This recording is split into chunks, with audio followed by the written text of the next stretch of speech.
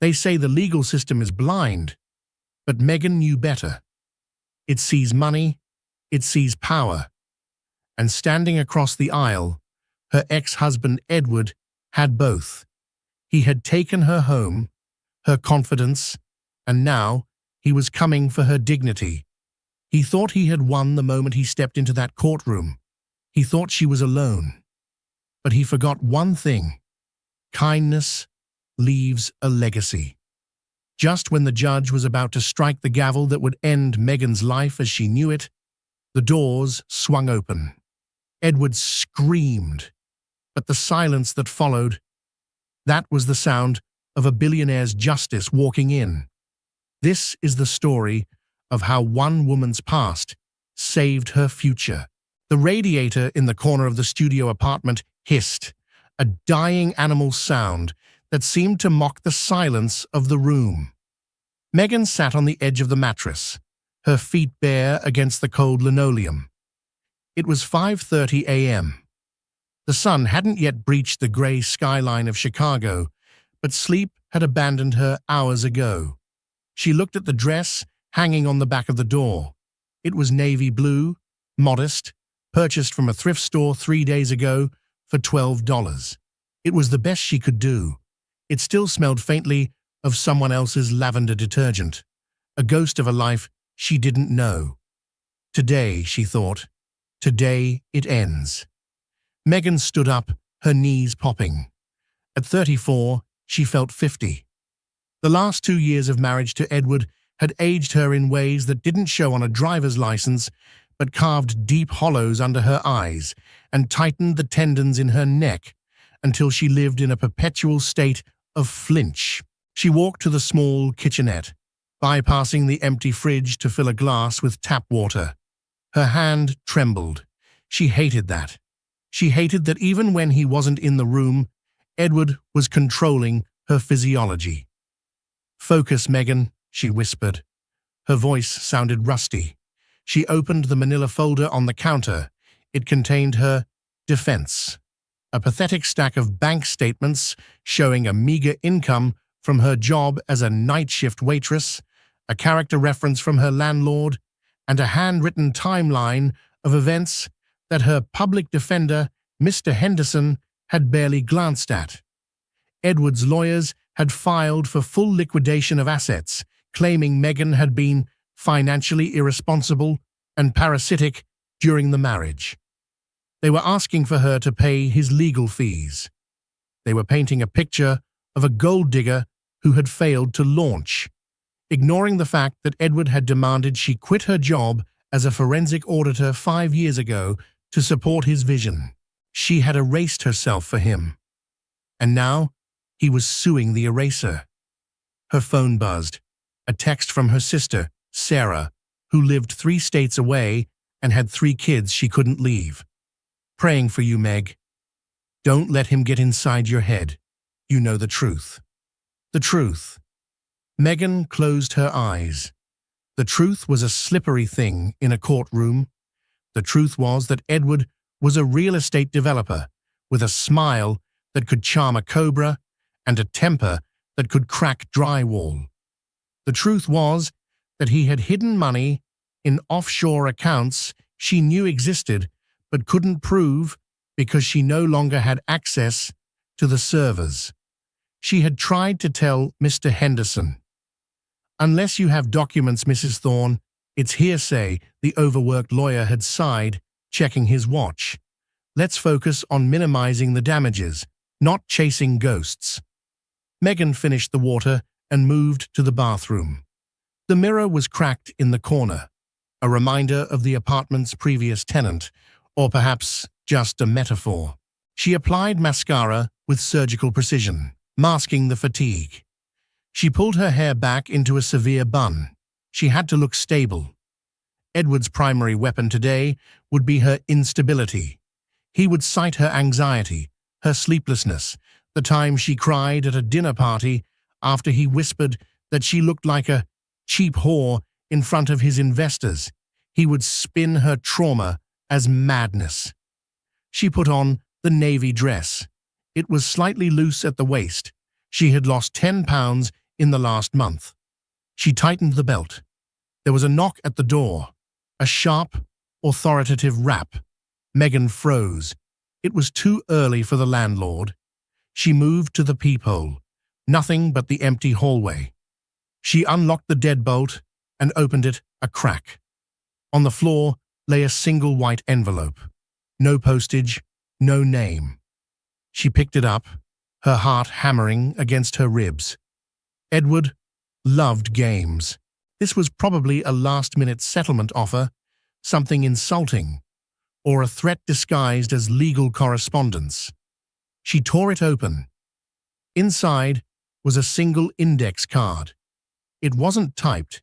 It was written in the jagged, frantic scrawl she recognized immediately as Edward's handwriting. Don't make this harder than it has to be. Don't speak. Just nod. Megan stared at the card. The fear that usually paralyzed her spiked hot and sudden, turning into something else. Indignation. He wasn't just divorcing her, he was scripting her. Even now, hours before the gavel, he was directing the scene. She crumpled the card in her fist. "No," she said to the empty hallway. She grabbed her coat, her purse, and the pathetic manila folder. She locked the door behind her, the click of the latch sounding like a gunshot in the quiet building. She was walking into a slaughter. She knew that. She was a gazelle walking into a lion's den, armed with nothing but a moral compass. But she would walk. She wouldn't crawl. Not today. The Cook County Courthouse was a monolith of gray stone and misery. It smelled of wet wool, floor wax, and desperation. Megan navigated the security line, feeling the gaze of the guards. They looked bored. To them, she was just another docket number, another dissolving marriage in a city of millions. She took the elevator to the 4th floor. The hallway was crowded with lawyers in expensive suits and clients in their Sunday best, all murmuring in hushed, urgent tones. Then she saw him. Edward was standing near the water fountain, flanked by his legal team. He looked immaculate. A charcoal bespoke suit, a tie the color of dried blood, hair swept back in that careless way that cost $200 a cut. He was laughing at something his lead counsel, a shark named Marcus Sterling, had said. Edward looked vibrant. While Megan felt she was fading into a gray sketch of herself, Edward was in high definition. He thrived on conflict. It fed him. He turned, his eyes locking onto hers across the corridor. The laughter vanished, replaced by a look of pity that was far more cruel than hatred. He said something to Sterling, patted the lawyer on the shoulder, and walked toward Megan. Megan's instinct was to retreat, to find a wall to put her back against. She forced her feet to stay planted. "Megan," he said, his voice smooth, pitched low so only she could hear. He stopped just inside her personal space. "You look tired." "I'm fine, Edward. Is that the dress you wore to your grandmother's funeral?" He tisked softly, reaching out as if to pick a piece of lint off her shoulder. Megan flinched back. His eyes hardened instantly. "Don't make a scene, Meg. It's pathetic. Look, I told Sterling to offer you the studio apartment deposit. Take it. Walk away. If we go in there, I'm going to have to say things about you. Things that will make it very hard for you to ever get a job in this city again." "You mean lies," Megan said, her voice shaking despite her best efforts. "You're going to tell lies." Edward smiled, a cold lifting of the corners of his mouth. "It's not a lie if the judge believes it. And look at you. You're vibrating. You're a wreck. Who are they going to believe? The successful developer rebuilding the skyline, or the hysterical woman who couldn't handle the pressure?" "I know about the Cayman accounts, Edward," she blurted out. It was a mistake. She saw it in his eyes immediately. He stepped closer, looming over her. The air dropped 10 degrees. You know nothing. You have nothing. You are nothing without me. I made you, Megan, and today I'm going to unmake you. Mrs. Thorne? The voice came from behind her. It was Mr. Henderson, her public defender. He looked harried, holding a precarious stack of files, his tie slightly askew. Edward stepped back, the mask of the concerned ex-husband sliding back into place instantly. Mr. Henderson, good luck today. You're going to need it. Edward turned and walked back to his team, his stride confident, predatory. What did he say? Henderson asked, wiping sweat from his forehead. He threatened me, Megan whispered. Unless he threatened physical violence with a witness present, it doesn't matter, Henderson said, shuffling papers. Look, the judge is Harrison. He's tough on time wasters. We need to be quick. We concede the property claims, we ask for a modest alimony based on the duration of the marriage, and we pray he doesn't grant Edward's motion for legal fees. Concede? Megan looked at him, horrified. But he stole everything. The house, the investments. I helped him build that portfolio. Mrs. Thorne, Henderson sighed, looking her in the eye for the first time. We have no forensic accounting. We have no discovery. We have a waitress stub and a lease. We are bringing a knife to a nuclear war. I'm trying to keep you out of debt, not get you a payout. Megan felt the blood drain from her face. She was alone, truly, completely alone. All rise, the bailiff bellowed from inside the courtroom. Megan took a breath that rattled in her lungs. She walked through the double doors. Courtroom 4B was smaller than it looked on television, and infinitely colder. The fluorescent lights hummed with a headache-inducing frequency. Judge Harrison sat behind the bench, a man with a face like carved granite and eyes that had seen too many lies to care about the truth anymore. Megan sat at the defendant's table, her hands clasped so tightly her knuckles were white. Mr. Henderson sat beside her, already checking his phone under the table. Across the aisle, Edward's team occupied the space like an invading army. 3 lawyers, 2 paralegals, leather briefcases, laptops open. Edward sat in the center, the aggrieved victim of a chaotic wife. The proceedings began with a dry recitation of facts. Marcus Sterling, Edward's lawyer, stood up. He didn't shout, he purred. He painted a picture of a marriage destroyed by Megan's increasing paranoia and financial illiteracy. Then, Edward took the stand. He was perfect. He was humble. He spoke about how he tried to get Megan help. He spoke about how much he loved her, even now, but how he couldn't let her reckless spending destroy his business partners. She would imagine accounts that didn't exist, Edward said, looking sadly at the judge.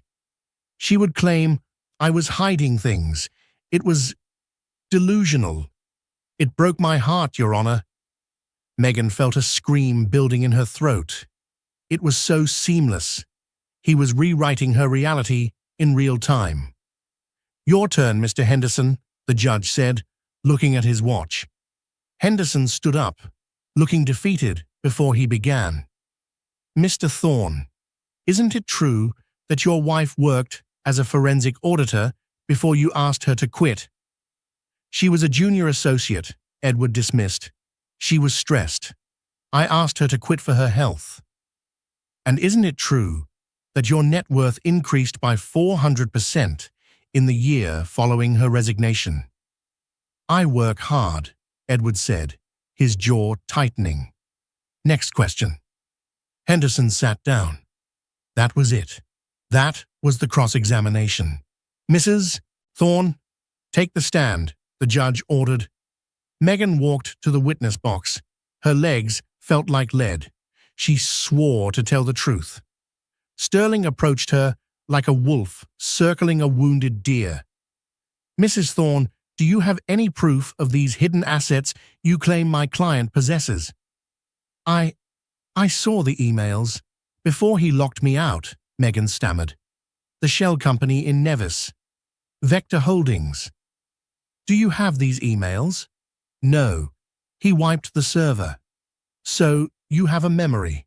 A memory from a woman who, by her own admission, was taking anti-anxiety medication at the time. Sterling smirked. Your Honor, this is a waste of the court's time.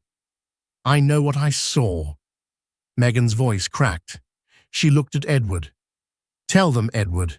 Tell them about the transfer you made on Christmas Eve. Edward stood up at the plaintiff's table. This was a breach of protocol, but he couldn't help it. The mention of the specific date, Christmas Eve, hit a nerve. Stop lying, Megan, Edward shouted. His voice boomed off the wood paneling, startling the stenographer. The judge looked up, eyes narrowing. Sit down, Mr. Thorne. She's doing it again, Edward yelled, pointing a finger at her, his face flushing red. The mask was slipping. The charm was gone, replaced by the rage Megan knew so well. She spins these fantasies to humiliate me. You're a parasite, Megan. You never contributed a dime to my success. You were nothing but a burden I carried for 5 years. The courtroom fell silent. Edward was breathing hard, his hands gripping the table. Mr. Thorne, Judge Harrison said, his voice dangerously quiet. Another outburst like that, and I will hold you in contempt. Edward straightened his jacket, composing himself. Apologies, Your Honor. It's just the emotional toll. He looked at Megan with pure, unadulterated hatred. He had shouted yes, but he had also reasserted his dominance. He had made himself big, and her small. Megan looked down at her hands. Tears were hot in her eyes. It was over. The judge looked annoyed at her for provoking the successful man. Henderson was rubbing his temples.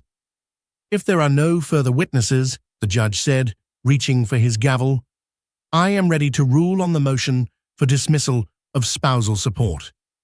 Megan closed her eyes. Please, she thought, someone, anyone. Clack boom. The sound wasn't the gavel, it was the double doors at the back of the courtroom slamming open against the walls. Every head in the courtroom turned. Standing in the doorway wasn't a random spectator. It was a phalanx. 4 men and 2 women entered. They were dressed not just in suits, but in armor. Italian wool, perfectly tailored, dark as midnight. They moved with a synchronized, predatory grace that made Edward's legal team look like amateurs playing dress-up. In the lead was a woman with silver hair cut into a sharp bob, holding a slim leather briefcase. Her eyes scanned the room and locked onto the judge. Who is this? Judge Harrison barked. This is a closed hearing. The silver-haired woman strode past the bar, ignoring the bailiff, who half-stepped forward to stop her. She placed a card on the judge's bench. Your Honor, she said, her voice clear, projecting to the back of the room without shouting. My name is Eleanor Vance. I am entering my appearance as lead counsel for Mrs. Megan Thorne. I apologize for the tardiness. We were delayed by the filing of new evidence. Megan stared. She had never seen this woman in her life. I have counsel, Megan whispered, looking at Henderson. Henderson looked at the woman, then at the card on the judge's bench. His eyes widened. He grabbed his stack of files. I withdraw, he said, almost too quickly. If Ms. Vance is taking over, I withdraw immediately.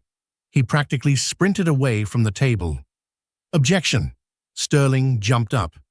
You can't just switch counsel in the middle of a closing argument. We aren't at closing, Vance said, turning to face Sterling. She looked at him the way a scientist looks at a microbe. And we have a motion to suspend proceedings based on the discovery of significant, undisclosed assets and perjury committed by the plaintiff. Perjury? Edward laughed. It was a nervous, barking sound. Who the hell are you? Vance ignored him. She turned to Megan. For the first time, the sharp expression softened. She walked over to the defendant's table and placed a hand on Megan's shoulder. It was a warm, solid weight.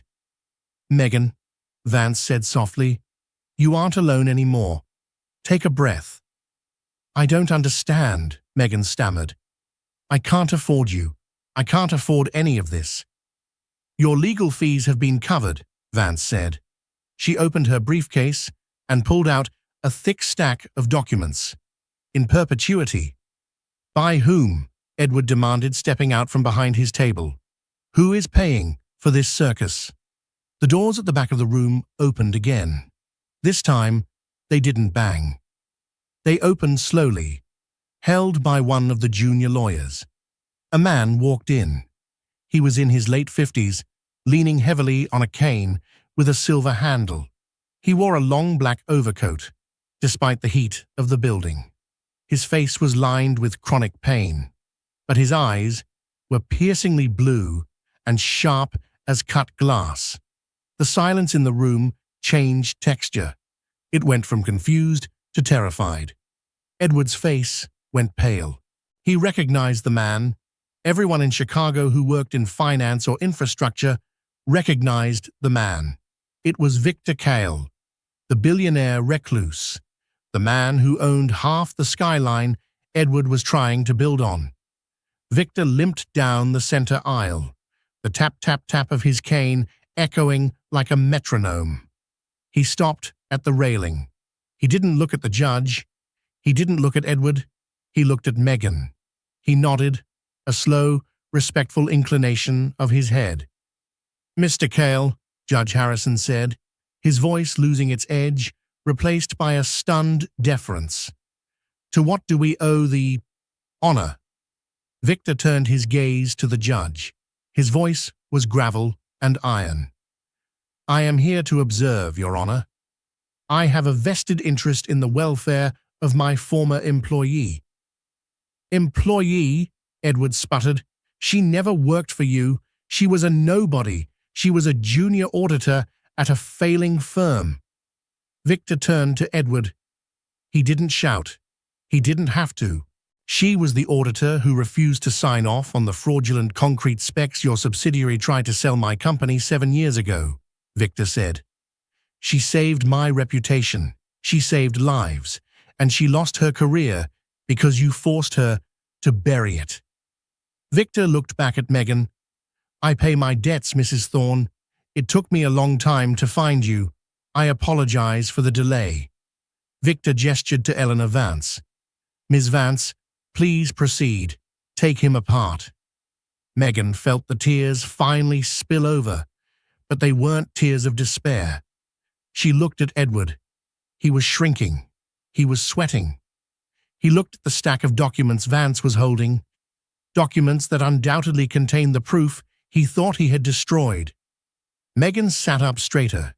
She took a deep breath, inhaling the scent of expensive wool and ozone that had just entered the room. Proceed, the judge said, leaning forward, suddenly very interested in the truth. Megan looked at Vance. I'm ready. Vance smiled, a sharp, dangerous smile. Mr. Thorne, she said, turning to Edward, let's talk about Vector Holdings. The air in courtroom 4B had shifted. Before, it had been heavy with the stale predictability of a bureaucratic crushing. Now it crackled with the ozone scent of an approaching storm. Eleanor Vance did not pace. She stood rooted behind the defense table, her posture perfect, holding a single document as if it were a blade. Vector Holdings, Vance repeated. She looked at Edward Thorne, who was still standing at the plaintiff's table, his face a mask of forced confusion that was rapidly melting under the heat of the room. I have no idea what you're talking about, Edward stammered, looking at his own lawyer, Marcus Sterling. But Sterling was busy frantically reading the stack of documents Vance's paralegal had just dumped on his desk. Sterling's face had gone ashen. He knew. "Mr. Thorne, please retake the stand," Judge Harrison ordered. His voice was no longer bored. It was sharp, interested. Edward walked to the witness box. His confident stride was gone, replaced by a stiff, jerky gait. He sat down, adjusting his tie, clearing his throat. Vance approached the stand. She placed the document in front of him. "Mr. Thorne, do you recognize this IP address?" Edward squinted at the paper. "I'm a developer, not an IT guy. No. This IP address belongs to a server located in the basement of a residential property in Nevis," Vance said, her voice cool and melodic. "It is the registered address for a shell corporation named Vector Holdings. Interestingly, the initial deposit into this account, $2 million, was made on December 24th, the exact date your wife claimed you moved assets." "Coincidence," Edward snapped. "I have business all over the world." "Is it also a coincidence," Vance continued, pulling another sheet from her folder, "that the recovery email for this account is a Thorne Private as Secure Mail, an email address that you accessed from your phone in this very courthouse 20 minutes ago?" The silence in the room was absolute. Megan watched, mesmerized. She remembered that email. She had seen it pop up on his laptop screen once years ago before he slammed the lid shut and told her she was invading his privacy. Edward's mouth opened, then closed. He looked at the judge. "Objection! Hacking! She's illegally accessing my private data." "We didn't hack anything, Mr. Thorne," Vance said, a small, wintry smile touching her lips. "You use the courthouse Wi-Fi. It's a public network. And when you accessed your offshore accounts to check if they were still secure upon seeing Mr. Cale enter the room, you pinged our monitoring software." That's preposterous," Edward sputtered, sweat beading on his forehead. "Mr. Sterling," Judge Harrison interrupted, turning to Edward's lawyer, "are you aware of these assets? Because if you suborned perjury by allowing your client to sign a financial affidavit claiming poverty while sitting on millions, I will have your license suspended before lunch." Sterling stood up slowly. He looked at Edward with pure venom. "Your Honor, I was not informed of any such holdings. If these documents are authentic, I request a recess to confer with my client." "Denied," Harrison barked. "Ms. Vance, keep going." Vance nodded. "Mr. Thorne, Vector Holdings isn't just a savings account, is it? It's a funnel. You've been skimming from your investors for 3 years.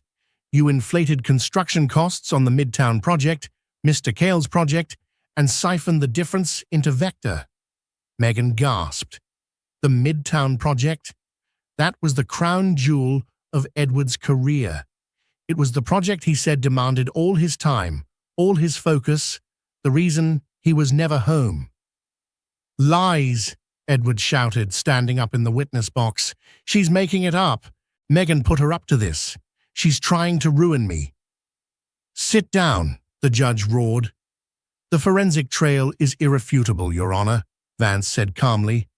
"We have bank transfers, contractor invoices falsified with Adobe Acrobat, poorly I might add, and communication logs.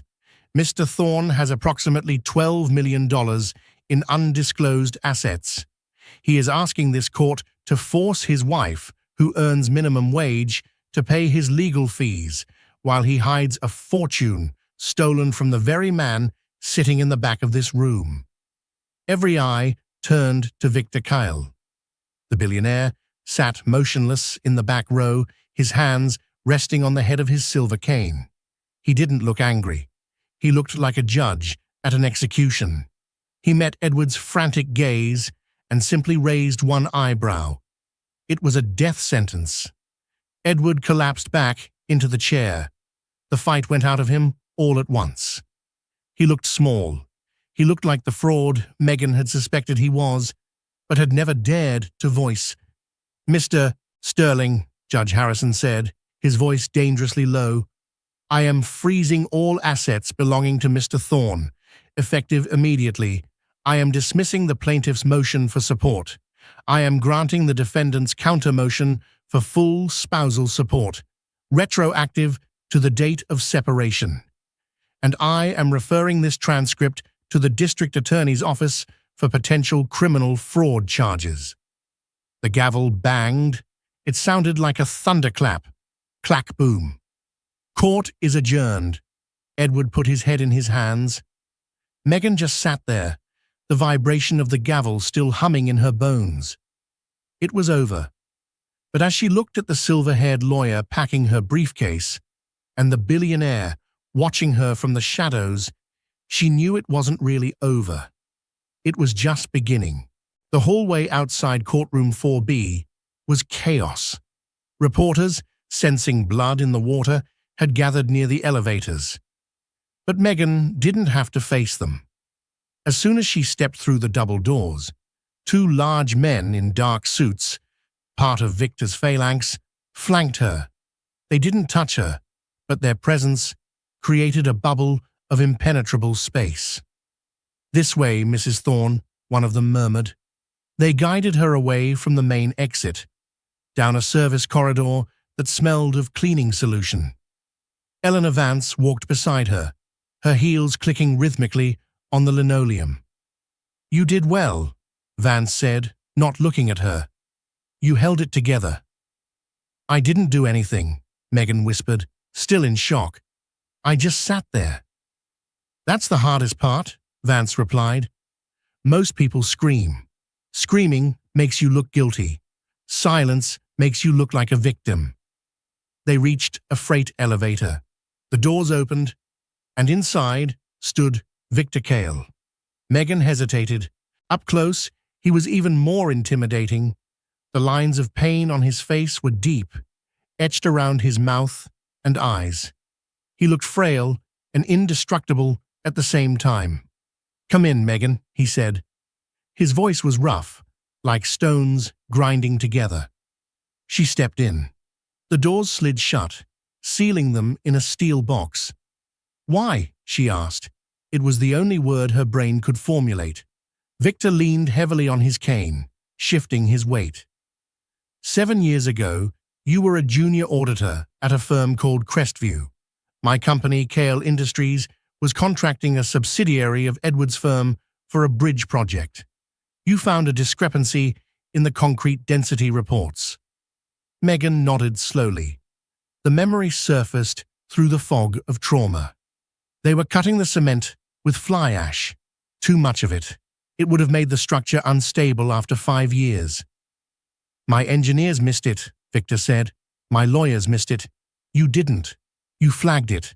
And when Edward found out, he pressured your boss to fire you. He told you it was a clerical error and that you were being hysterical. He made you doubt your own competence so he could secure the contract." Megan felt a chill run down her spine. "He told me I was crazy. He said I didn't understand the industry." "He lied," Victor said. "He married you to keep you quiet, Megan. As long as you were his wife, you couldn't testify against him. Spousal privilege. And he spent the next 5 years systematically destroying your confidence so you wouldn't realize you were the smartest person in the room." Megan leaned against the elevator wall, her legs trembling. "He married me as a liability shield?" "At first," Victor said. "Then I suspect he enjoyed the control. Men like Edward always do." The elevator pinged. They had reached the basement garage. A black SUV idled at the curb, engine purring. "I couldn't intervene earlier," Victor continued. "If I had come to you, he would have hidden the money deeper. I needed him to think he had won. I needed him to get arrogant enough to access the accounts in a public setting. We had to wait for the divorce hearing." He looked at her, his blue eyes softening slightly. "I am sorry you had to endure the last 2 years alone. But I owed you a life, Megan. That bridge, if it had been built, it would have collapsed last winter during the freeze. Hundreds of people would have died. Megan looked at her hands, the hands of a waitress, the hands of a woman who thought she was worthless. "What happens now?" she asked. "Now," Victor said, gesturing to the car, "we go to the St. Regis. You need a hot meal, a safe bed, and a new phone." Edward is desperate. A desperate man is a dangerous man. Until he is in custody, you are under my protection. "I can't pay you," Megan said, automatically. Victor laughed, a dry, rasping sound. "Megan, you saved me $300 million and a lifetime of guilt. You have already paid." The suite at the St. Regis was larger than Megan's entire apartment building. It had floor-to-ceiling windows overlooking the Chicago River, a bathroom filled with marble, and a bed that looked like a cloud. But Megan couldn't relax. She sat on the edge of the velvet sofa, staring at the door. It had been 4 hours since court adjourned. Vance had stayed for an hour, explaining the restraining order, the asset freeze, and the impending criminal investigation. Then she had left, leaving Megan with a burner phone and 2 security guards stationed in the hallway. Megan felt like an imposter. She looked down at her thrift store dress. It was stained with sweat. She wanted to shower, but she was afraid that if she took her eyes off the door, this dream would dissolve, and she would be back in the studio apartment with the radiator hissing. Her new phone buzzed. It was an unknown number. She knew she shouldn't answer it. Vance had told her, "Only answer calls from me or Victor." But the curiosity was a physical itch. She pressed answer. "You think you've won?" The voice was ragged, slurring slightly. "Edward." He sounded drunk. "Edward," Megan said, her voice surprisingly steady. "You're not supposed to call me." "You bitch," he spat. "You set me up. You and that cripple. How long have you been screwing him, huh? Was that your plan all along? Play the victim, then run to Daddy Warbucks?" "I didn't know him, Edward. Unlike you, some people do things because they're decent." "Decent?" Edward laughed, a high, manic sound. "Victor Kale isn't decent. He's a shark. He eats people, Megan. You think he's helping you?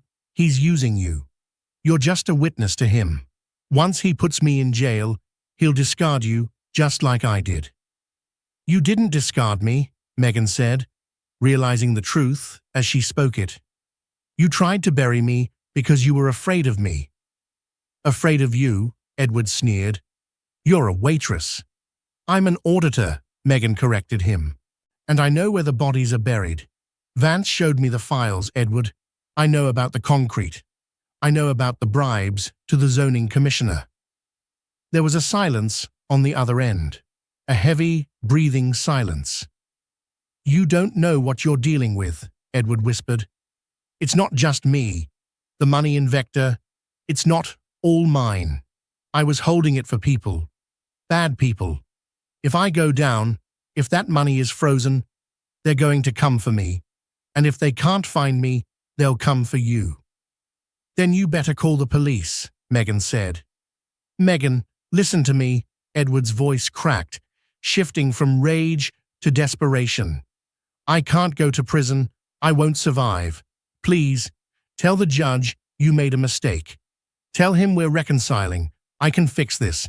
We can run away. I have cash stash." Megan hung up. She stared at the phone. Her hands were shaking, but not from fear, from adrenaline. For the first time in 5 years, she held the power. There was a knock at the door. Megan jumped.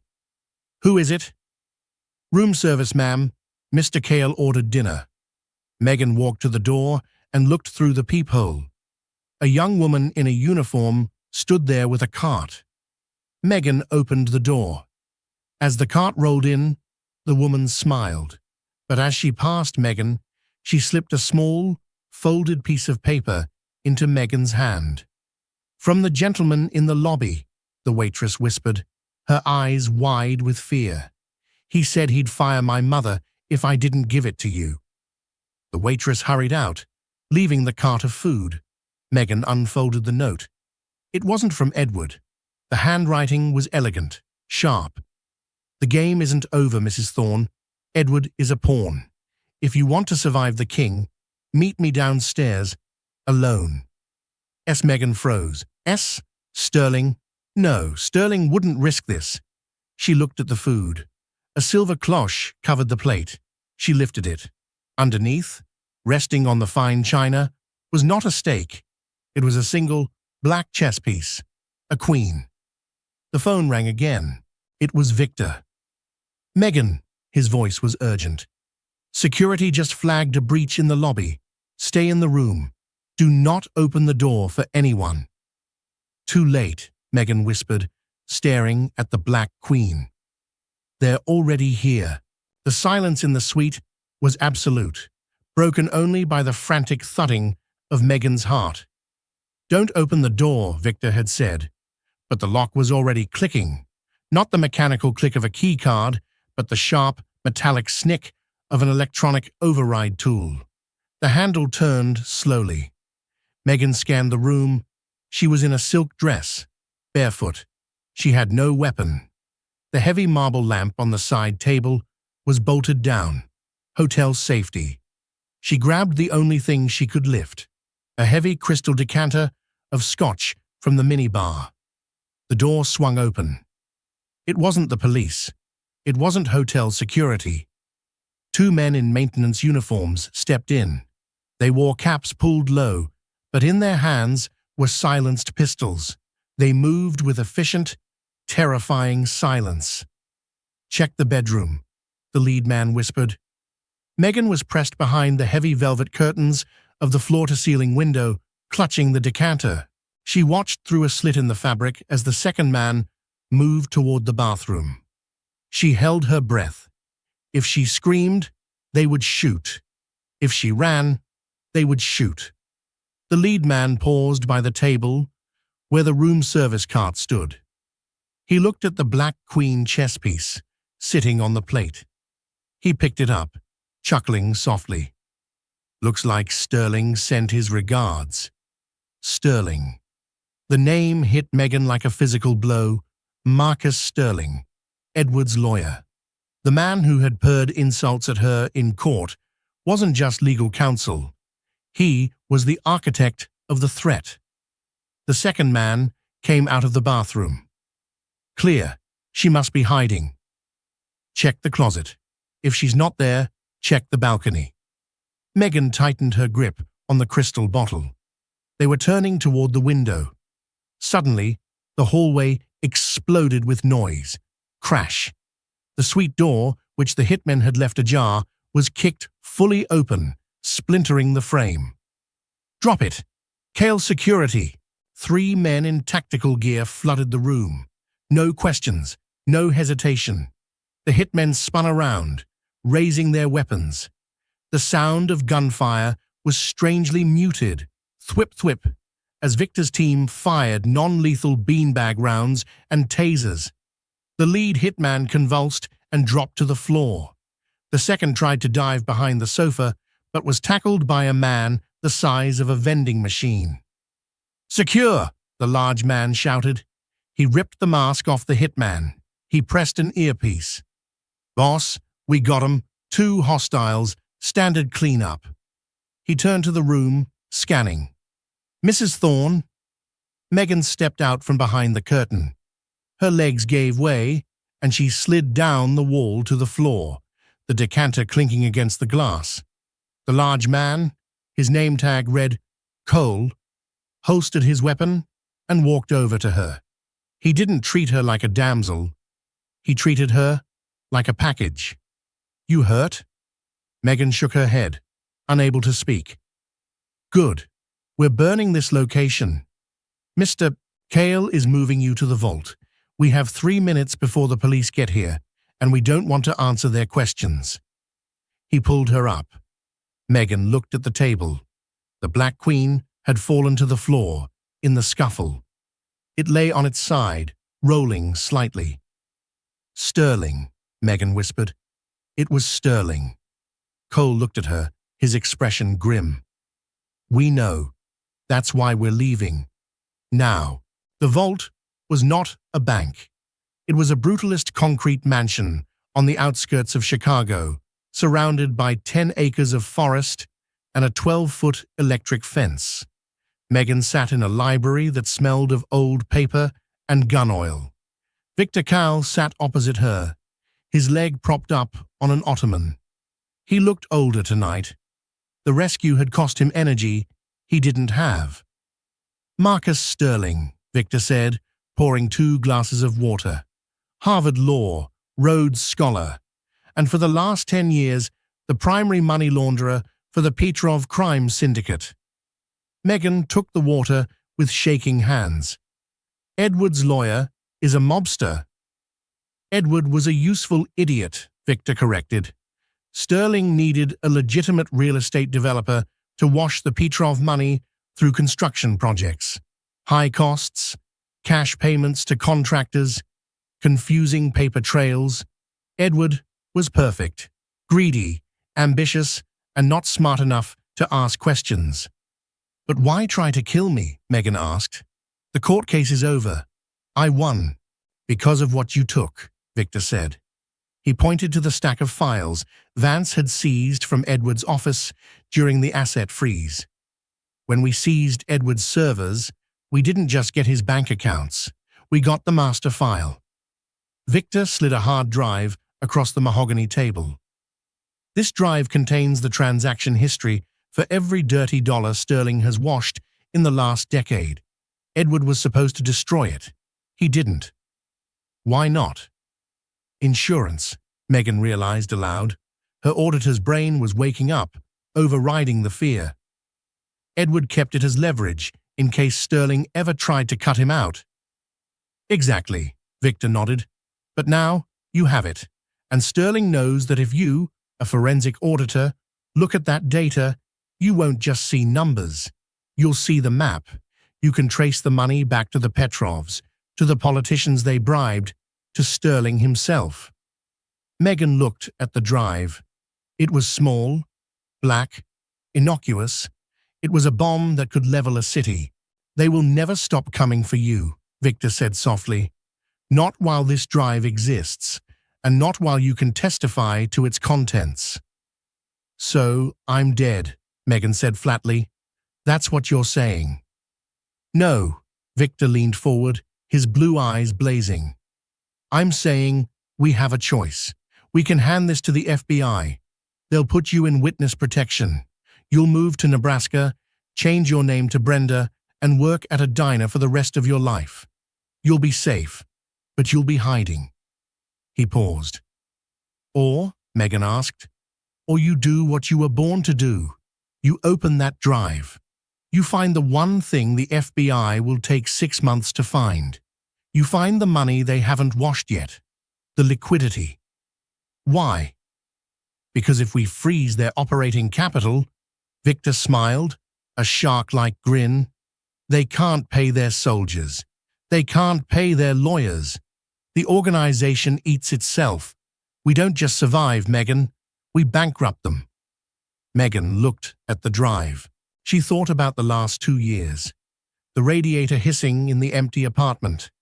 Edward's laugh when he told her she was worthless. Sterling's smirk in the courtroom. She reached out and took the drive. "I'm going to need coffee," she said. "A lot of it." For the next 48 hours, Megan didn't sleep. She turned the library into a war room. Charts covered the walls. Strings of red yarn connected shell companies in Panama to construction firms in Chicago. Victor checked on her periodically, bringing food she didn't eat, and coffee she drank like water. Cole stood guard at the door, watching her with a growing respect. Megan was in the zone. This was her world. The numbers spoke to her. They sang a song of greed. Edward had been sloppy, but Sterling was a genius. The layering was complex. Triple-blind trusts, crypto tumblers, fake invoices for materials that didn't exist. But every system has a flaw. It was 4:01 a.m. on the second day when Megan found it. "Victor," she croaked. Her voice was hoarse. Victor hurried in, leaning on his cane. "What is it?" "Look at this." She pointed to a column of recurring transactions. Every month, on the 15th, Sterling moves 5% of the gross intake to a holding company called Aurelius. "Aurelius?" Victor frowned. "I've never heard of it. Is it the boss's cut?" "That's what it looks like," Megan said, her eyes feverish. "But look at the routing number. It's not offshore, it's domestic," she typed furiously. "I traced the EIN. Aurelius isn't a bank account, it's a trust. A charitable trust." "A charity?" "For the preservation of classical arts," Megan read. "Registered in New York." She pulled up the board of directors for the charity. There, listed as the treasurer, was a name: Julian Sterling. "Marcus Sterling's brother?" Victor asked. "His son," Megan corrected. "He's 18, a student at Juilliard." Megan spun around in her chair.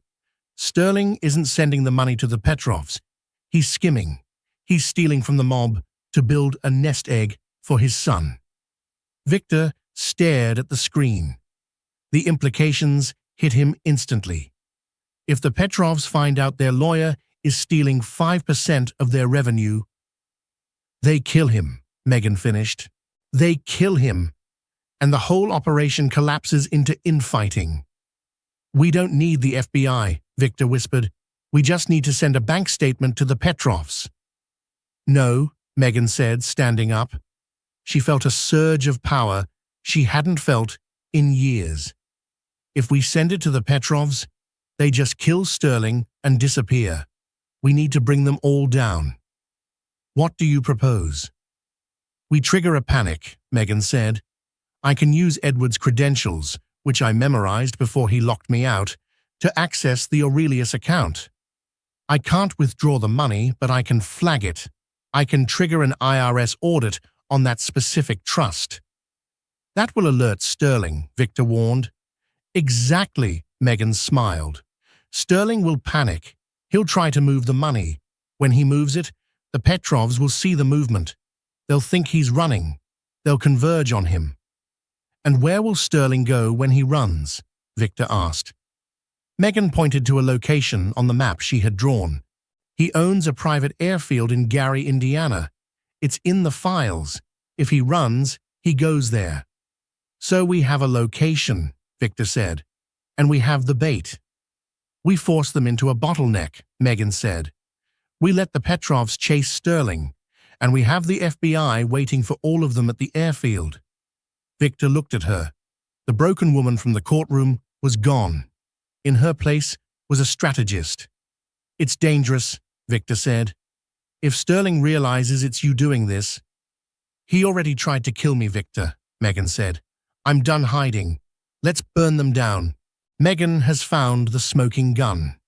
Sterling isn't just a lawyer, he's a thief, stealing from the Russian mob. Now, Megan and Victor are about to execute a plan to turn the wolves against each other. But triggering a mob war is dangerous business. Can Megan execute the digital trap before Sterling traces the hack back to the safe house? If you are loving this transformation from victim to mastermind, hit like and subscribe. You won't believe the showdown in the final chapters. Comment, checkmate, if you're rooting for Megan. Imagine facing the man who crushed your spirit at the most crucial night of your life, wearing the dress he once ruined. Ella Hart thought she was ready for this corporate gala, ready to reclaim her identity. But when her ex-husband, Sebastian Hale, sees her in her vintage gown, his mocking words cut deeper than any divorce decree. Just as Ella's world threatens to shatter again, a shadow falls. Daniel Cross, a legendary, formidable billionaire, steps in. He doesn't offer comfort, he offers a dance. Watch as a single waltz exposes years of betrayal, unearths hidden motives, and begins a dangerous game of power where the dress is the least of the stakes. Ella Hart stood before the full-length mirror in the cramped borrowed dressing room, the scent of lavender and old paper clinging faintly to the velvet lining of the garment bag. Her reflection, encased in midnight blue satin, looked almost alien to her. It wasn't merely a dress, it was a relic, an artifact pulled from the deepest recesses of a forgotten life. This dress, she knew, was the sartorial equivalent of an open wound, carefully stitched, but prone to bleeding. The dress was vintage Chanel, a piece from the late 90s, meticulously tailored and utterly timeless. She had bought it 10 years ago, long before the name Sebastian Hale became synonymous with her own personal catastrophe. They had been engaged then, young, ambitious, and blinded by the intoxicating mix of shared dreams and a terrifying lack of capital. She had blown a significant portion of her first real commission, a landscape design project for a minor tech mogul, on this dress, intending to wear it for their first major social event as a couple. Sebastian had been furious. He hadn't understood the investment, the craftsmanship, or the emotional significance of owning something so beautiful and enduring. "It looks dated, Ella. Get something modern. Something that screams now, not then," he'd sneered, tossing it carelessly onto the floor. She had tucked it away, unworn, when the now that Sebastian craved, the relentless pursuit of wealth and corporate dominance, began to consume them both, eventually consuming their marriage entirely. Tonight, she was wearing it, not out of nostalgia, but defiance. The event was the annual Blackwood Industries Gala, a labyrinth of old money, cutthroat deals, and the very air Sebastian breathed. Blackwood Industries, the behemoth from which Sebastian had violently carved out his own successful, albeit smaller empire, was now the target of Ella's professional focus. After 4 grueling years post-divorce, she had rebuilt her life not just as a landscape architect, but as an expert consultant in sustainable, large-scale urban development. Her firm, Viridian, was a finalist for the massive Blackwood Tower renovation, a project that, if secured, would permanently free her from the financial shadow Sebastian had cast. The power imbalance between them had been the true poison. When they married, they pooled their meager savings, but Sebastian, with his magnetic, ruthless drive, had leveraged every penny, every contact, and every late-night conversation with Ella about design aesthetics and business strategy into the formation of Hale Dynamics. When the divorce papers were signed, he ensured she received a settlement that was generous enough to appear fair on paper, but paltry compared to the staggering value of the company she had helped him conceptualize. He hadn't just taken the company, he had weaponized their shared history to undermine her confidence and financial independence. Ella smoothed the skirt, the deep blue absorbing the weak light. Her heart was a frantic bird, caged behind her ribs. The psychological conflict was immediate and sharp. She needed to look powerful, successful, indifferent. Yet, donning the dress felt like inviting a memory to dance with her ghost. It was a risky psychological move, perhaps a form of self-sabotage, but she couldn't shake the feeling that she needed this particular armor tonight. A knock interrupted her introspection. It was Clara, her business partner, her voice muffled but sharp. "5 minutes, Ella. You look incredible. Now, put on your battle face. Remember, we are here for Blackwood, not for ancient history." "Battle face engaged," Ella murmured, securing a simple silver locket, a gift from her grandmother, around her neck. The locket was the only heirloom she had refused to sell during the darkest days after the settlement. It felt cool and reassuring against her collarbone. As she stepped out of the room and headed towards the ballroom, the grandeur of the setting began to close in. The gala was held in the grand atrium of the old Blackwood building, a soaring space with marble floors and frescoed ceilings. Waiters drifted by with silver trays of champagne, their faces impassive masks of service. The air was thick with the scent of expensive cologne, old leather, and the hushed, predatory murmur of high finance. Then she saw him, Sebastian Hale. He was standing near the central fountain, talking to a distinguished older man, likely a Blackwood board member. Sebastian had cultivated his image to a lethal perfection: tailored Italian suit, a smile that promised both partnership and immediate conquest, and eyes that constantly scanned the room for advantage. He was beautiful, in a chiseled, dangerous way, the kind of man who could break things just by looking at them the wrong way. He caught her eye across the room, and for a fleeting moment, his expression was genuinely unreadable. Recognition? Surprise? Then the familiar, condescending amusement settled over his features.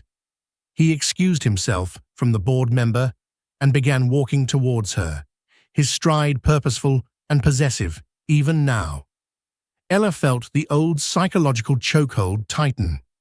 She braced herself, straightening her spine, trying to remember that she was now Ella Hart, director of Viridian, not Ella Hale, the discarded accessory. She had to navigate this first, painful interaction with the dress as her only witness. The first twist of the night, the deliberate choice of her attire, was about to trigger the unavoidable confrontation. She took a deep breath, the air tasting of inevitable conflict. The relic dress was out of the bag, and the past was coming to collect its due. Sebastian Hale moved through the crowd like a predator among prey, his internal radar zeroing in on the incongruous sight of his ex-wife. He had expected her, of course.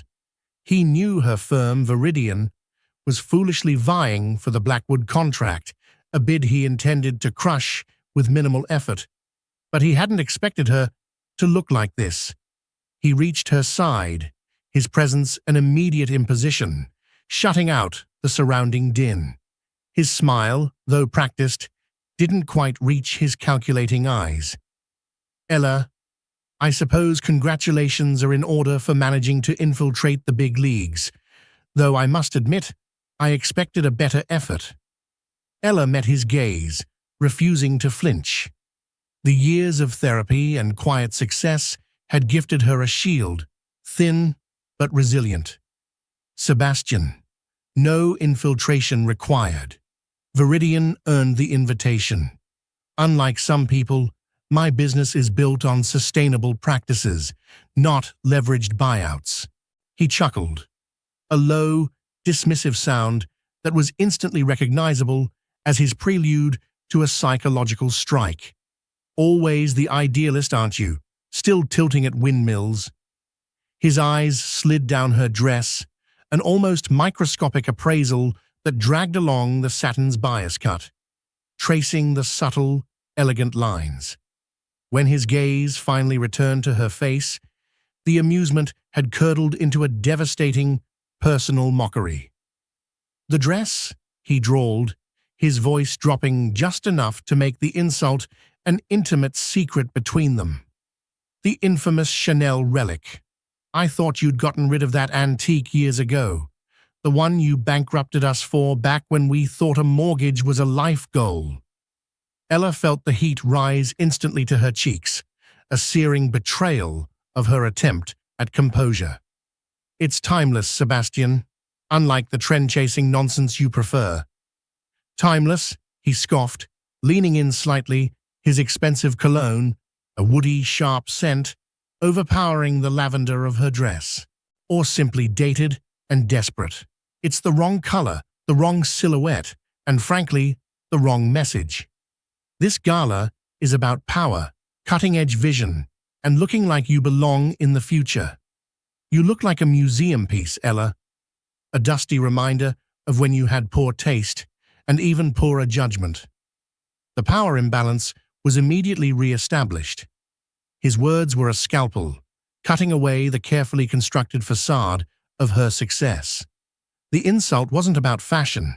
It was about her worth, her choices, and the implication that she was still clinging to the sentimental failures of their shared past.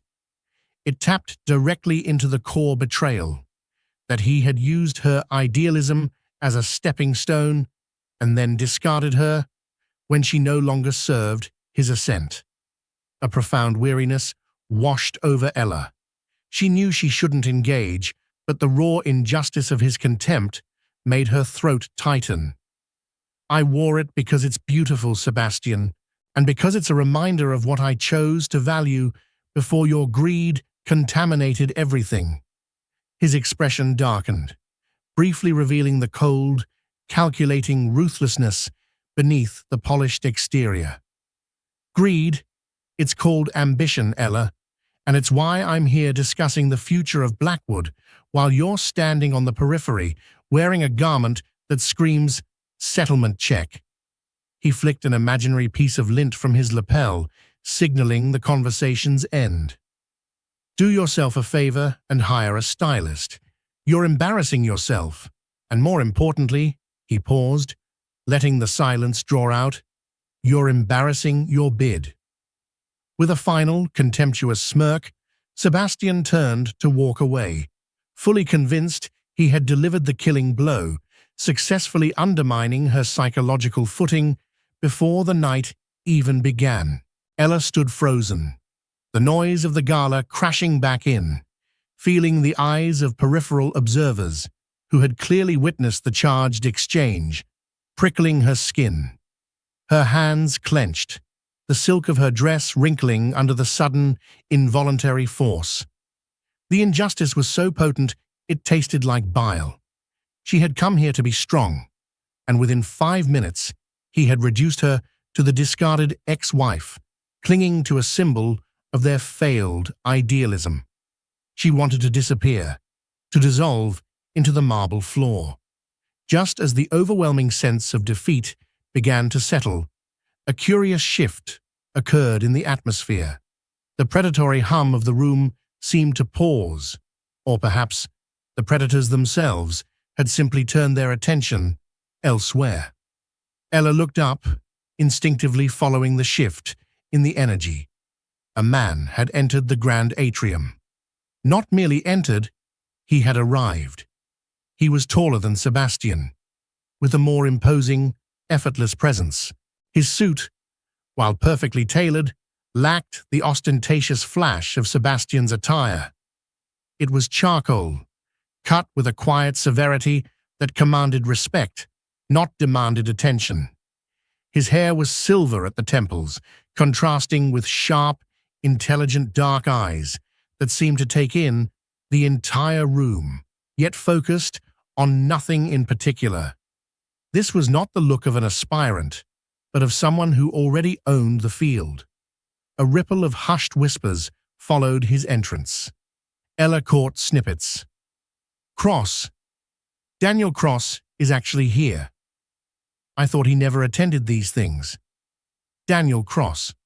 The name was synonymous with global finance, reclusive power, and a reputation for being utterly unpredictable. He wasn't just a billionaire. He was a financial legend, rumored to have built his empire by anticipating and causing market shifts others couldn't even detect. He moved slowly, a gravitational force, until he was suddenly standing where Sebastian had stood only moments ago. He had evidently witnessed the tail end of the interaction. His gaze, intensely dark and surprisingly gentle, settled upon Ella. He didn't offer a pitying smile or a professional nod. He simply looked at her, truly looked at the dress, and then back at her eyes. Sebastian, who had taken 3 steps away, paused, instinctively sensing the new power dynamic. He turned back, his practiced smirk replaced by a look of wary deference. Even Sebastian Hale was nervous around Daniel Cross. The legendary billionaire extended a hand toward Ella, his gesture graceful and utterly unexpected. His voice, a low baritone, cut through the noise, clear and deliberate. "Excuse me," Daniel Cross said, his eyes never leaving Ella's. "I find myself in need of a dance partner for the first waltz." "And that, Mrs. Hart," he paused, deliberately emphasizing the correct formality as Sebastian watched, "is the single most magnificent, perfectly chosen dress in this entire room. It doesn't scream now, it screams forever. May I have the honor?" The psychological impact was instantaneous. The mocking words Sebastian had just delivered evaporated in the face of this absolute public validation from the highest possible authority in the room. Sebastian stood frozen, his insult not only nullified, but violently reversed, his power play rendered utterly moot. Ella's hand trembled slightly as she finally reached for the hand of the billionaire, stepping from the shadow of her ex-husband into the blazing, uncertain spotlight of Daniel Cross's intervention. Chapter 3. Daniel Cross and the Unexpected Intervention. The silence that followed Daniel Cross's invitation was not the absence of noise, but the collective, terrified holding of breath by the entire room. Sebastian Hale's jaw tightened, the blood draining from his face in a visible display of shock and sudden, dangerous confusion. This was not merely an interruption. It was a hostile takeover of his carefully orchestrated humiliation. Ella, however, felt a strange, cold clarity descending. Her initial instinct was to refuse, to flee the overwhelming pressure of Daniel Cross's intense gaze and the spotlight he had just cast upon her. But then she glanced at Sebastian, at the sheer, agonizing betrayal etched onto his features, and the urge to flee was replaced by a surge of defiant strength. "The honor is mine, Mr. Cross," Ella replied, her voice steady, pulling from a reservoir of composure she hadn't realized she still possessed. She placed her trembling hand into his. His grip was firm, warm, and unexpectedly reassuring. As Daniel gently led her onto the recently cleared space on the marble floor, reserved for the official start of the dancing, the string quartet began the opening notes of a classical waltz. The entire event seemed to pivot on their single, unexpected movement. Sebastian watched, rooted to the spot, the moral complexity of the moment hitting him hard. He wasn't just losing face. He was watching a legend invalidate his entire narrative about Ella. His mocking of her dated dress was now a public display of his own lack of taste and shallow judgment, exposed by a man whose opinion truly mattered.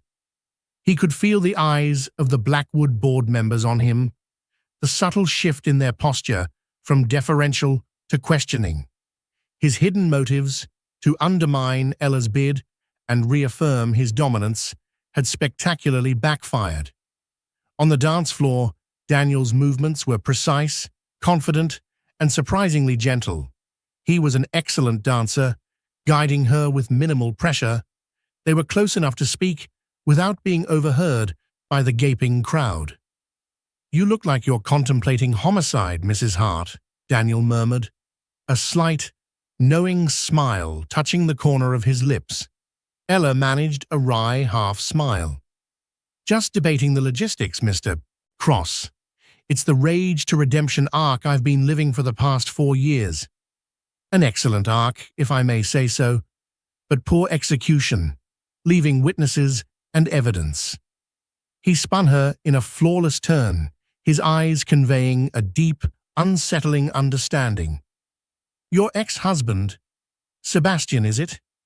He seemed determined to ensure you didn't enjoy the evening. I apologize for the necessary spectacle, but I abhor small-minded cruelty." "Necessary spectacle?" Ella questioned, her psychological guard fully up now. The gratitude for his intervention was warring with a suspicion of his hidden motives. Daniel Cross did nothing without reason. Why intervene? You don't know me. True, he conceded easily, but I know a diamond when it's being trampled by a common boot. And I recognize the dress. Ella's breath hitched. You recognize it? Yes, a 1996 FW Chanel, designed by Carl for the Urban Nocturne collection. Only a few were made in this specific shade of Prussian blue. It was a commentary on enduring elegance amidst transient trends, an expensive choice for a younger woman, even then. I remember seeing photos of it in Vogue. His detailed knowledge was astonishing. Sebastian had called it dated. Daniel Cross called it urban nocturne. The contrast was a sledgehammer to Sebastian's credibility. You have an impressive memory for fashion history, Ella managed, trying to process the subtle power move he was making. I have a memory for value, Mrs. Hart, whether it's a struggling company, an undervalued piece of real estate, or a dress that holds a story. That dress is a statement of resilience, of refusing to chase the flavor of the month. Your ex-husband dismissed it because he only understands the fleeting value of the moment, the kind of value that evaporates with the first market correction. Ella realized his intervention was deeply strategic, designed not just to save her from humiliation, but to send a message to everyone, especially Sebastian. He was defining the playing field. He respected the enduring. Sebastian respected the ephemeral. She risked a bold question. And what value do you see in me, Mr. Cross? I am here to secure a contract that Sebastian intends to crush. Are you merely an admirer of my fashion, or is there a motive behind this generous defense? Daniel Cross paused mid-step, his gaze momentarily fixed over her shoulder, a shadow of cold calculation crossing his face before it softened slightly. A fair question. Let's just say, my involvement with Blackwood is far more substantial than anyone suspects, and I am currently assessing all the players involved in the upcoming renovation, including the ones that possess the rare combination of architectural vision and excellent taste. He didn't confirm his motive, but he confirmed a hidden agenda involving Blackwood. He was watching Sebastian, and he was interested in Ella's bid. The psychological conflict within Ella intensified. Was this a genuine appreciation, or was she merely a pawn in a far larger, more dangerous game involving Daniel and Blackwood? She couldn't tell. Daniel Cross was a closed book, his moral compass as difficult to discern as his ultimate wealth. If you are assessing the players, then you already know Sebastian Hale is highly competitive, Ella stated, testing him. Competitive or predictable? Daniel countered smoothly, guiding her into a tight spiral. He has an Achilles heel, Mrs. Hart, a profound, almost debilitating need for control and validation. It's why he couldn't stand the dress. It was something he couldn't control, couldn't value, and therefore had to belittle. The dance ended, the music fading into a polite but electric applause. Daniel Cross held her hand a moment longer than necessary. Don't let his noise distract you from your objective, Ella, he said, using her first name now, a subtle, proprietary shift. Your future is not defined by his judgment. It is defined by your next move. He gave a slight, formal bow, releasing her hand, but not her attention. As Daniel Cross melted back into the periphery, leaving a vortex of speculation in his wake, Ella looked across the room. Sebastian was gone. He hadn't stayed to face the fallout. The insult had been returned tenfold, and the sheer power of Daniel's intervention had forced him into a tactical retreat. Ella was left standing alone, validated, exposed, and now thoroughly entangled in a situation far more complex than a simple corporate gala. The path to redemption and financial freedom now ran dangerously close to the ambition and hidden motives of Daniel Cross. Ella retreated to the balcony overlooking the city skyline. The chill night air, a welcome contrast to the stifling heat of the ballroom's attention. The echoes of the waltz still resonated in her senses. The unexpected warmth of Daniel Cross's hand, the quiet power of his presence, and the sheer audacity of his compliment. She took a deep, shaky breath, trying to anchor herself back into the professional reality of the night. Sebastian's mocking words had been rooted in their shared, toxic history, but Daniel's validation had touched upon something deeper, a hidden motive that went beyond simple flirtation or chivalry. His knowledge of the dress, the Urban Nocturne collection, suggested a level of connoisseurship that was both fascinating and unsettling. It felt like he wasn't just reading the garment, he was reading her, or at least a version of her he found useful. The psychological conflict was now twofold, battling the ghosts Sebastian had summoned and trying to decipher the intention of her mysterious benefactor. Was Daniel Cross setting her up? Was he merely using her public humiliation to gauge Sebastian's temperament? The betrayal of her marriage was built on a series of small, insidious acts. Sebastian had always positioned himself as the visionary, the risk-taker, while subtly diminishing Ella's creative contributions. He'd taken her initial designs for sustainable community parks, rebranded the philosophy as Hale's integrated green model, and used it to secure their early, foundational funding. The night she'd excitedly shown him the concept sketches for a truly self-sustaining tower, a vision strikingly similar to the current Blackwood renovation, he'd looked at her with pity. "Sweetheart, that's utopian nonsense, good for a blog post, not for a balance sheet." He had later, during the divorce proceedings, tried to claim her design work was hobbyist and therefore not a marital asset, effectively stealing her intellectual property and the foundation of his own company's success. This was the core betrayal she was seeking redemption for tonight. A quiet voice broke into her thoughts. "It's a beautiful view, but you look like you're plotting a hostile takeover of the entire city." It was Clara, her partner, looking less anxious and more intrigued than Ella had anticipated. "I might be," Ella admitted, turning. Daniel Cross just pulled the ultimate power move on Sebastian. Clara leaned on the marble railing. "Trust me, the entire room is still vibrating." Sebastian left shortly after. A public execution by one of the world's most powerful men. His ego won't recover for a week. She paused, her gaze shrewd. "But why? What does Cross want? He doesn't just spontaneously rescue damsels. He buys the castle and demolishes the dam." He mentioned Blackwood. He said his involvement is substantial, and he's assessing the players, including Viridian, Ella explained, feeling the need to articulate the risk. "He recognized the dress, Clara. He called it Urban Nocturne and cited the collection." Clara raised an eyebrow. "Now that's a hidden motive. That's specific. Daniel Cross is known for his eccentricities, but primarily for his ruthlessness in business. Maybe he has a fetish for vintage fashion, or maybe he sees you as an untapped asset he can deploy against Sebastian. Or maybe Sebastian is somehow in his way," Ella mused. "Sebastian is too small for Daniel to worry about unless he's tied into something bigger." The thought struck her with a cold certainty.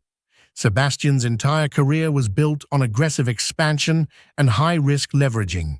If Blackwood was Daniel Cross's target, a known, stable behemoth, then Sebastian's recent, overly ambitious project in the next block could be a vulnerability Daniel intended to exploit.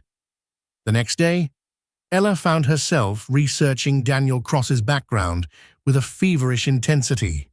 The information was scarce, shielded by a formidable wall of NDAs and corporate complexity. What little she found painted a picture of a morally complex character. He was known for buying struggling, often ethically compromised companies, dismantling them, and selling the parts at astronomical profit, claiming he was simply clearing the market of inefficiency. His philanthropy was vast, yet anonymous. He was a paradox, a ruthless capitalist with the sensibility of an art collector. She uncovered a small detail, a historical footnote in a decades-old financial journal. Daniel Cross's father had been ruined, not financially, but morally, in a corporate espionage scandal engineered by Blackwood Industries in the 1980s. The details were murky, but the implication was clear. Cross had a score to settle, and Blackwood was his target. This wasn't just a renovation project. It was a complex act of corporate vengeance. And if he was looking for players to assess, perhaps he saw, in Ella Hart, the discarded idealist, a weapon against the very people who embodied the corporate betrayal he despised. The thought made her stomach churn.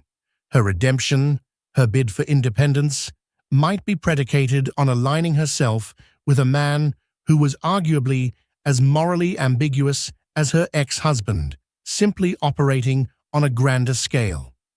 Later that evening, an unmarked envelope was delivered to Viridian's office. Inside was a single, elegantly debossed card. It wasn't an official invitation, but a private, handwritten note. Dinner tomorrow. No business talk, just good wine and interesting choices. DC, beneath the initials, a small, hand-drawn sketch, a delicate stylized rendering of the urban nocturne dress. Ella stared at the note, the fine vellum cool beneath her fingers. Daniel Cross had seen her vulnerability, validated her history, and now he was offering an entirely different kind of power. Sebastian's betrayal had taught her to be wary, to look for the hidden motives behind every grand gesture. But Daniel's intervention had also reignited a spark of self-worth that Sebastian had spent years trying to extinguish. She had a choice now: remain safely on the periphery, risking Sebastian's continued interference, or step into Daniel Cross's dangerous, powerful game. The path to true redemption, she realized, often required navigating morally gray territory. She knew what she had to do. The dinner was not a date. It was the first necessary step toward reclaiming her agency.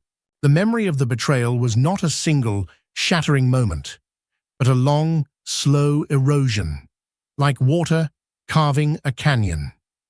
The central point of psychological conflict for Ella was accepting that the man she loved and trusted, Sebastian, was capable of such meticulous, sustained duplicity. Their marriage had been a partnership of opposites. Ella, the artist, saw solutions in sustainability and beauty. Sebastian, the financier, saw solutions in maximum return and leverage. She had believed their differences were complementary. Sebastian had seen her idealism as a resource to be mined. The deepest betrayal occurred in the year leading up to the divorce. Sebastian, using his charm and her trusting nature, had convinced her to sign an internal corporate document, a complex restructuring agreement for Hale Dynamics that effectively reclassified her intellectual property, her concept designs, and her personal investments in the company as loans repaid in full. He framed it as a necessary evil for securing a crucial round of venture capital, claiming the investors were wary of soft assets like design concepts being heavily weighted on the books. "It's just paperwork, Ella," he'd said, leaning over her at their kitchen table, his hand warm and persuasive on her shoulder. "As soon as the funding clears, we'll reverse it. But if we want to hit the big leagues, we have to look entirely finance-driven. Trust me." She had trusted him. She had signed the papers, unknowingly signing away her right to an equitable share of the company she had helped build from a sketch on a napkin to a multi-million-dollar entity. When the divorce came, triggered not by a single affair, but by the vast, unbridgeable chasm of his ambition and emotional distance, the settlement offer was a legal masterpiece of calculated meanness.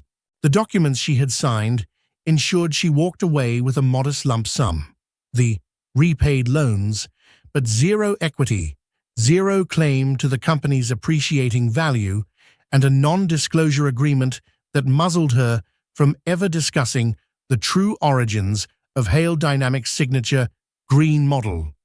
The power imbalance was absolute. Sebastian retained everything: the company, the narrative, and the wealth. Ella was left with financial instability, professional muzzling, and the crushing realization that her love had been a financial liability to him, easily amortized and dismissed. The psychological aftermath was severe. She questioned her judgment, her intellect, and her ability to discern sincerity from manipulation. She remembered the day she retrieved the Urban Nocturne dress from the dry cleaners, years after it had been exiled to the back of the closet. The sight of it brought an unexpected, fierce anger, replacing the old shame. The dress wasn't just beautiful. It represented her core values: quality, enduring design, and defiance of fleeting trends, all the things Sebastian had mocked and discarded. Now, sitting in a quiet Italian restaurant, across a table from Daniel Cross, the betrayal felt distant but still palpable, a permanent scar. Daniel, true to his word, avoided business. They spoke of art, architecture, and the nature of true luxury. He listened with an intensity that Sebastian had never possessed, not just to her words, but to the ideas behind them. "You speak of design as a moral obligation," Daniel noted, swirling the amber liquid in his glass of expensive scotch. Sebastian Hale sees it as a marketing opportunity. Ella winced slightly at the casual mention of her ex-husband's name. "He taught me that idealism is a costly weakness in his world. Only if you lack the backbone to attach a price to it," Daniel countered, his eyes sharp. "Your weakness, Ella, was not idealism, it was misplaced trust, a common error. But now you know the currency of ambition, and you understand the cost of betrayal. That is a powerful education. And you, Mr. Cross? What have you learned about the currency of ambition?" she asked, challenging him gently. Daniel smiled, a rare, genuine expression that transformed his stern face. That it's rarely satisfied, and that the most effective way to dismantle an empire is not through a direct siege, but by exposing the rotten foundation it was built upon. Every empire has a weakness. Often, it's a moral compromise made in the pursuit of its power. His words struck a chord, aligning perfectly with her own quiet goal. She wanted to win the Blackwood contract on merit, but deep down, she also wanted to see Sebastian's foundation, the one built on her betrayal, exposed. "Why are you helping me, Daniel?" she finally asked, abandoning the formality. "The attention you gave me at the gala, it was calculated. What's your angle?" Daniel leaned forward, his voice dropping to a near whisper, confirming his hidden motives. "My angle is simple. Blackwood Industries played a deeply corrupt and destructive role in my family's history decades ago. My objective is to acquire the company and dismantle it, not for profit, but for correction. Sebastian Hale is an obstacle. He is too aggressive, too close to certain board members, and frankly, he represents everything I intend to purge." "And you think Viridian, a small firm, can be part of that?" Ella asked, skeptical. "I think you, Ella, are underestimated, and your design for the renovation is brilliant, sustainable, and real. It's everything Blackwood should be, and everything Sebastian cannot produce. If you win the bid, you gain access, credibility, and the leverage to truly reshape Blackwood's future. I provide the necessary shield and the strategic counsel. You provide the vision. It is a mutually beneficial alliance built on a shared interest, seeing the old guard fall. His proposal was a seductive mix of vengeance and redemption. It offered a path to professional triumph and financial freedom that was exponentially faster than the solitary path she had been on. But it required aligning with a morally complex character whose ultimate goal, corporate destruction, however justified, was unnerving. I need to know I'm not trading one manipulator for another, Ella stated, meeting his gaze unflinchingly. Daniel's expression remained steady. I won't lie, I am a formidable chess player, but I am offering you an equal partnership and the power to achieve your professional goals, free from Sebastian's shadow. My ambition is to correct a historical wrong. Your ambition is to correct a personal one. We are aligned, Ella, and unlike Sebastian, I would never mistake your idealism for weakness. The challenge was laid out. Accepting meant embracing a dangerous, high-stakes game. Refusing meant almost certain defeat at the hands of Sebastian's unrelenting ambition. Ella felt the slow emotional shift occur, the fear giving way to a resolute purpose. She reached across the table and shook Daniel Cross's hand, solidifying the morally complex alliance. The path to her redemption was now entwined with the hidden motive of a billionaire who saw her as his most powerful piece on the board. Sebastian Hale's retreat from the Blackwood Gala was not a simple exit. It was a psychological collapse disguised as a strategic withdrawal. The intervention by Daniel Cross had been a catastrophic public emasculation, broadcast to every power broker in the room. He hadn't just mocked Ella's dress. He had publicly ridiculed something that Daniel Cross had declared magnificent, a profound miscalculation of taste and power that undermined Sebastian's carefully curated image of infallibility. Back in the sterile, high-tech solitude of his penthouse office, Sebastian paced like a caged beast. His motive was always greed, cloaked in the acceptable language of vision and growth. But his greed wasn't just for money, it was for the feeling of winning, of being the ultimate alpha, the one whose judgment was unquestioned. Ella's presence, wearing that damn dress, had been an infuriating challenge to his control. He had intended to crush her spirit and her bid in one fell swoop. The core of his psychological conflict lay in his inability to reconcile Ella's quiet resilience with his need to control her narrative. He had always dismissed her as sentimental and naive, the soft half of their partnership.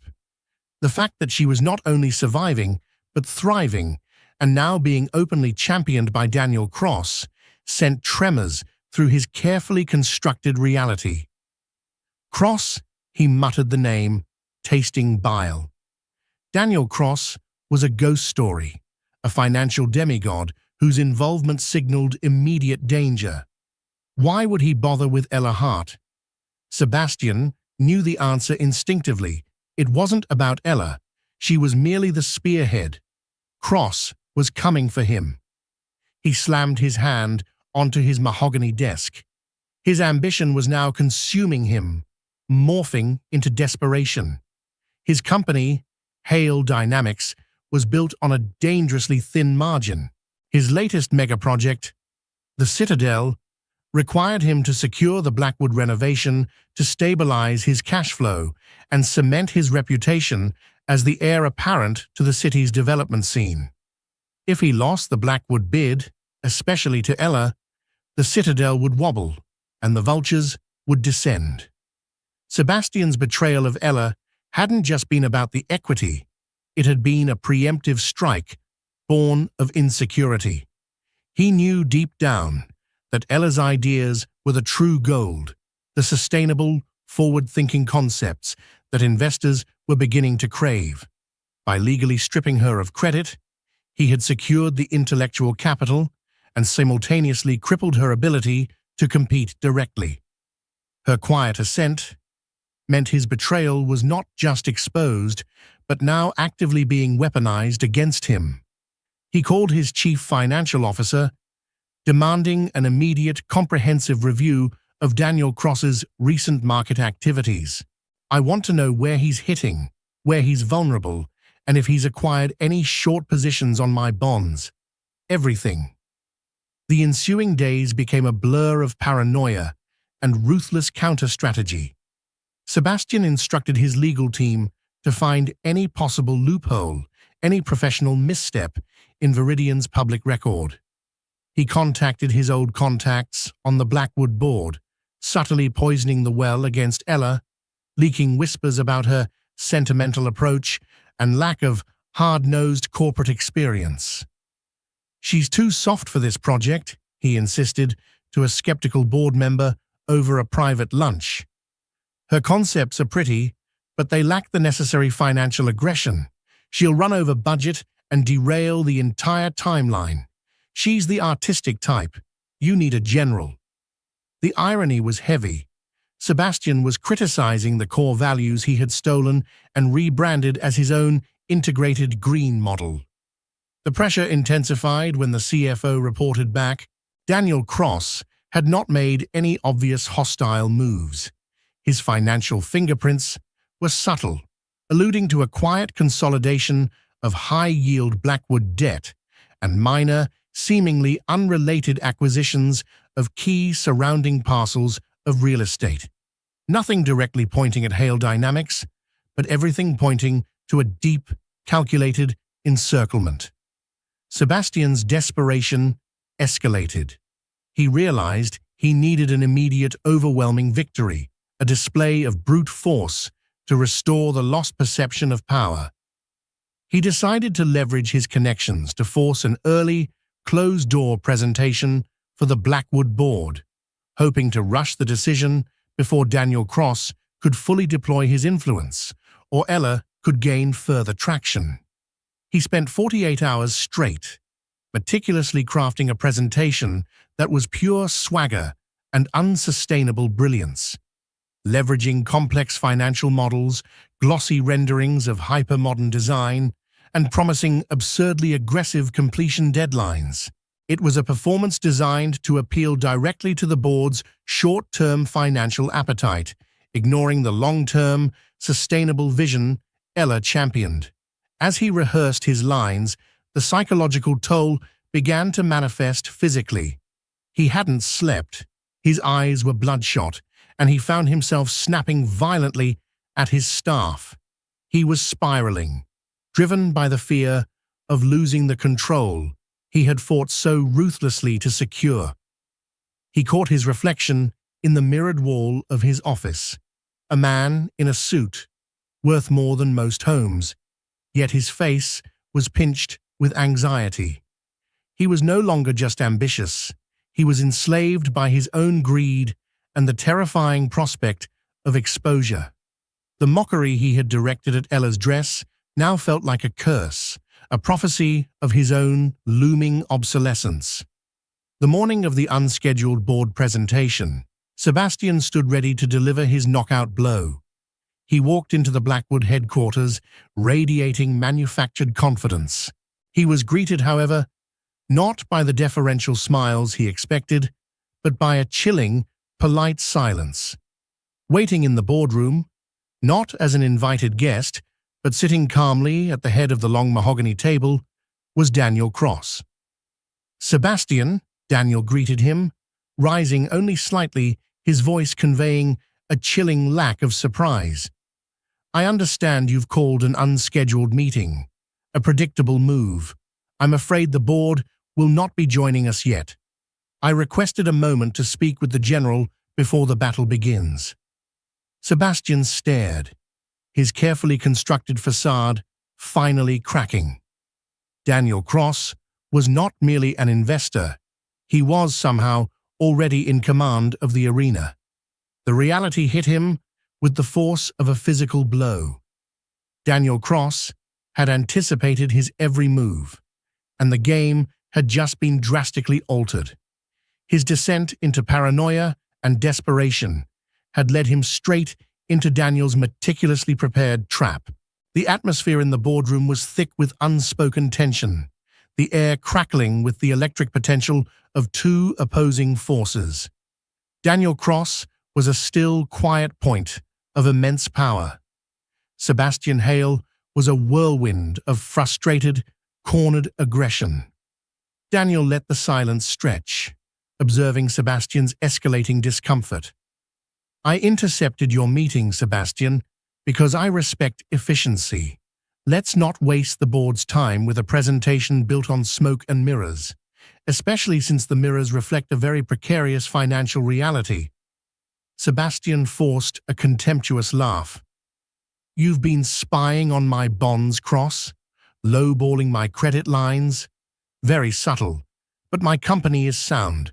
The Citadel is the future. Your scare tactics won't work." "I don't use tactics, Sebastian. I use facts," Daniel corrected, pulling a slim tablet towards him. "And the fact is, the foundation of the Citadel is reliant on you securing this Blackwood contract, which would act as collateral for your next round of high-interest debt acquisition. Lose Blackwood, and the Citadel crumbles. A classic house of cards. Very ambitious, but terribly fragile." The psychological war was fully engaged. Sebastian realized that Daniel Cross hadn't just studied his business, he had dissected his motive, the greed that drove him to overextend, and the arrogance that blinded him to his own risk. Meanwhile, Ella and Clara were setting up their own presentation in a nearby staging room. Ella was running on pure adrenaline and purpose, her focus absolute. She and Daniel had met twice more since the dinner. Their alliance was strictly professional, forged in the crucible of shared ambition and mutual distrust of Sebastian. Daniel had provided Ella with access to previously unavailable data about Blackwood's internal structural issues that would make Sebastian's hyper-modern, aggressive design structurally unfeasible and financially ruinous in the long term. This was the key to Viridian's success. They were the only firm addressing the true, hidden problems of the existing building, while Sebastian was simply painting over them. Ella knew that Daniel's assistance was not altruistic. He wanted her to win, because her proposed sustainable renovation was the perfect, legitimate reason to acquire and then fundamentally restructure Blackwood. He was using her high moral ground as cover for his corporate vengeance against the institution that had wronged his family. This was the essence of their morally complex alliance. She was accepting aid from a predator to defeat a betrayer. "Are you okay with this, Ella?" Clara had asked her the night before, her voice laced with concern. "Daniel Cross is playing a long game. Are you sure you're not trading Sebastian's small betrayal for Daniel's massive control?" "Sebastian's betrayal was personal and designed to destroy me," Ella had replied firmly. "Daniel's motive is corporate vengeance. He wants Blackwood's collapse, not mine. He needs my vision to legitimize his takeover. That means he needs me to be strong, not controllable. I know his weakness, Clara, his need for strategic elegance. I give him that, and he gives me the freedom to build." The psychological conflict had resolved into a clear-eyed calculation. She would leverage Daniel's power without succumbing to his control. Her redemption lay not in a simple victory, but in maintaining her integrity while navigating the morally gray area he inhabited. Back in the boardroom, Daniel was concluding his pre-meeting with Sebastian. "So, Sebastian, here's the offer," Daniel said, leaning back. "You withdraw your bid for the Blackwood renovation immediately. You concede the professional field to Viridian. In return, I will use my considerable resources to ensure your credit lines are stabilized just enough to keep the Citadel from collapsing immediately. a brief stay of execution. You save your reputation, and you walk away with the possibility of redemption, should you ever learn the difference between success and integrity. Sebastian, pale and breathing heavily, felt the crushing weight of the power imbalance. He was being offered a lifeline disguised as a surrender. He saw the cold, efficient ruthlessness in Daniel's eyes, the lack of malice, just a surgical removal of an impediment. Why go to all this trouble, Cross? Why not just crush me? Sebastian demanded, his voice hoarse. Crushing you is predictable, Daniel stated, and frankly, boring. My agenda is larger than you, Sebastian, but more importantly, I witnessed you mock a remarkable woman for her excellent taste. That shows a profound failure of character. I prefer to let a character flaw be its own undoing. Withdraw, or I will ensure that the first question the board asks you is about the specific terms of your divorce settlement with Mrs. Hart and the origins of your green model. That was the ultimate threat, exposing the foundational betrayal. Sebastian knew he couldn't survive that public scrutiny. His narrative would be destroyed. His greed had led him to this precipice. You're a sociopath, Cross, Sebastian spat out. Perhaps, but I'm an honest one, Daniel replied, shrugging, and I'm on the side of enduring value. Now make your choice. Ella Hart and the Blackwood board are waiting. Sebastian stood rigid for a long moment, the choice between humiliation and total ruin hanging heavy in the air. His pride screamed for defiance, but his survival instinct, honed by years of cutthroat ambition, recognized the superior force. Finally, he spoke, the word almost a whisper of defeat. I withdraw. Daniel nodded, a gesture of chilling finality.